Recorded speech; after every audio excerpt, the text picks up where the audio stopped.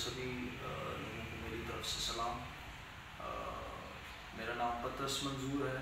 मैं रावलपिंडी पाकिस्तान रावलपिंडी से बात कर रहा हूँ और मैं एक स्कूल का सिस्टम चला रहा हूँ। और सबसे पहले मैं खुदा का शुक्रगुजार हूँ इस मौका के लिए कि खुदा ने ये अपॉर्चुनिटी दी, ये मौका दिया कि कलाम की बातों को जो है वो मैं आप लोगों के साथ शेयर कर सकूँ। इसके बाद मैं होली सिटी मिनिस्ट्रीज़ का भी शुक्रगुजार हूँ। नसरीन की का मैं दिल से शुक्रगुजार हूँ जिन्होंने इस लायक समझा। मैं कोई बाकायदा खादिम या पास्टर नहीं हूँ, मुबशिर नहीं हूँ, और फिर भी मैं थैंकफुल हूँ कि उन्होंने मुझे ये मौका दिया और ताकि मैं बाइबल की जो बातें हैं, खुदा का कलाम है, आप लोगों के साथ शेयर कर सकूँ और हम सब मिलकर खुदा के कलाम में से सीखें। तो आइए मेरे अज़ीज़ों, आज हम खुदा के ज़िंदा कलाम की तरफ बढ़ते हैं। तो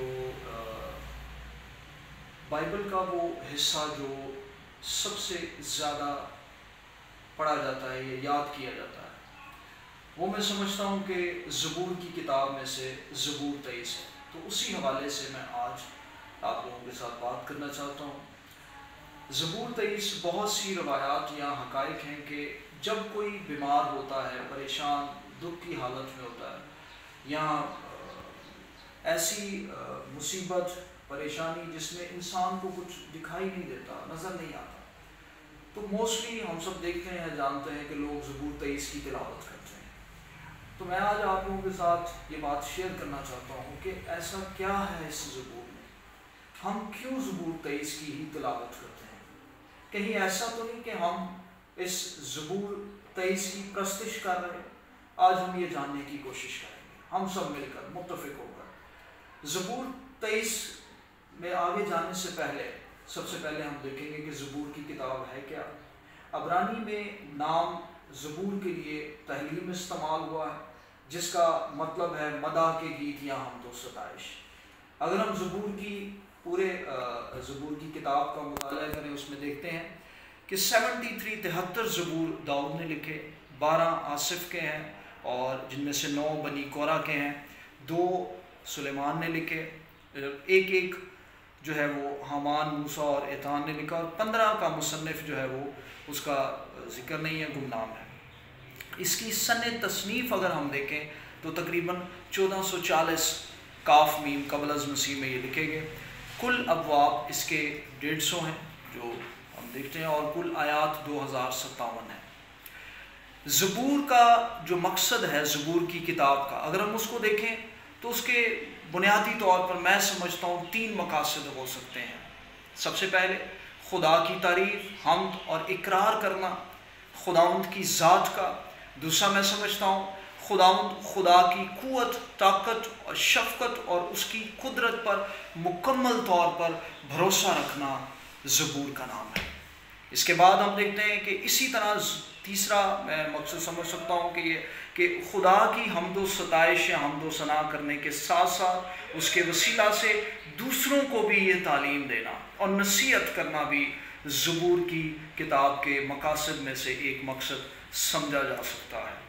ख़ास नुक्ता इसके अंदर जो हम देखते हैं मेरे अज़ीज़ों, ज़बूर की किताब से पहले अगर हम देखते हैं अय्यूब की किताब, हमें खुदा के कमालात और जो परवरदिगारी है उसके पहले असूलों को साबित करने में मावन और मददगार साबित होती है। जबकि ज़बूर की जो किताब है उन्हीं को दुआओं और हम्दो सताइश में इस्तेमाल करना और खुदा पर मुकम्मल इन्सार, भरोसा करना और इकरार करना कि मदद हमारी खुदावंद ही की तरफ से है। ज़बूर 23 को अगर हम देखें तो इसके हम 3 हिस्सों में इसको स्टडी कर सकते हैं।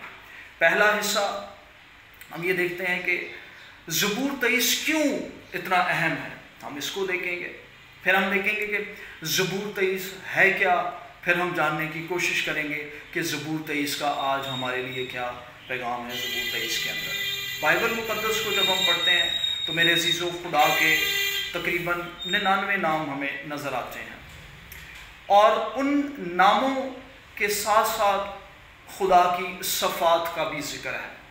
उन 99 नामों में से मैंने इसको देखा तो तकरीबन 9 नाम ऐसे हैं जो खुदा की जो सिफ़ात हैं وہ اس زبور 23 کے اندر ہمیں نظر آتی ہیں، جن میں یہوہ یری، یہوہ نیسی، یہوہ رافع، یہوہ شامہ، یہوہ روئے یعنی وہ ہمارا چوپان ہے۔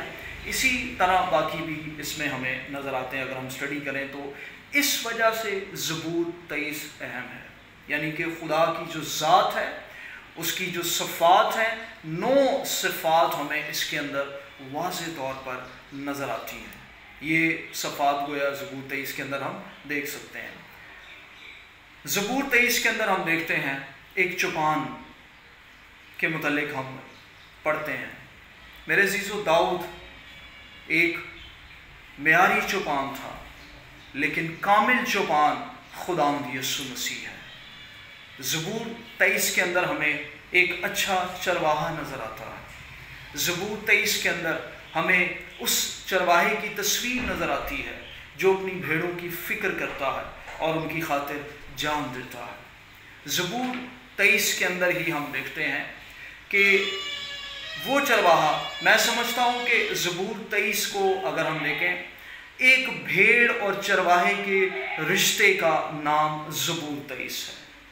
ایک بھیڑ کا اپنے چرواہے پر ایمان رکھنا زبور 23 کے اندر ہمیں نظر آتا ہے۔ زبور 23 کے اندر ایک چرواہے کی شفقت محبت ہمیں کثرت سے نظر آتی ہے۔ زبور 23 کے اندر ہی ہمیں نظر آتا ہے کہ ایک چرواہے کو کیسا ہونا چاہیے، ایک چوپان کو کیسا ہونا چاہیے۔ میرے عزیزو، اگر ہم دیکھیں، چوپان کی بنیادی طور پر 3 ذمہ داریاں ہو سکتی ہیں۔ وہ اپنی بھیڑوں کو مہیا کرتا ہے، ہی از دا پرووائڈر، ہی از پروویژن۔ وہ اپنی بھیڑوں کی رکھوالی کرتا ہے، ہی از دا پروٹیکٹر۔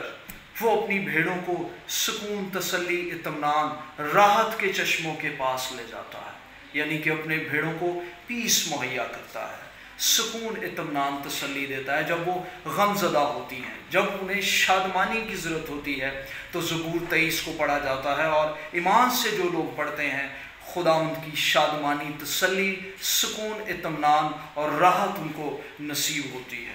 میرے عزیزو، اگر ہم یہ دیکھتے ہیں، میں نے ذکر کیا تھا کہ کیا زبور 23 ہم اس کی پوجا تو نہیں کر رہے، پرستش تو نہیں کر رہے۔